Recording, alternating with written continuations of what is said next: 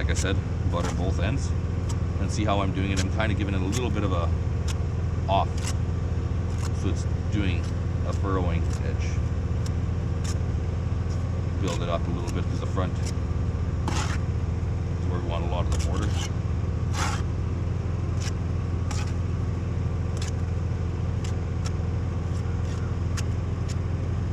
Try to furrow out the back a little bit more because there's going to be excessive amounts of mortar on there, and it'll make it harder for us to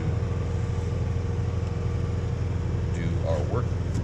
And because this is the top course, we're removing all the leftover debris, and that's not a good one. It goes back this way. See, this is the concrete that was on top here and there. So now we got a clean hole that we're going to fill up afterwards. Back to the front. Closure brick. And now we're going to gauge our mortar joints. Mortar's setting up pretty fast. Yesterday was even worse. We kind of had to call it.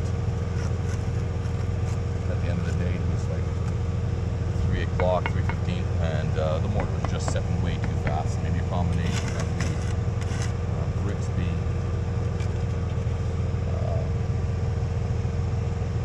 more of a gap on that one.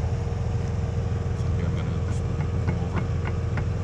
There is a term for this. I don't know what it is. So if anybody can add to it, that'd be great. So I'm just opening up my joints. That's what I'm going to call it right now. And it's never good to touch a brick after it's been set in place. So we're going to have to fill in with our slipper.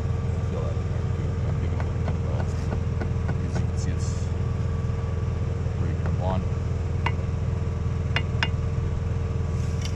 I should have originally just laid it out first. What a bigger joint. I think that's okay. I'm not going to bother with that one there too. So we're going to fill all those in.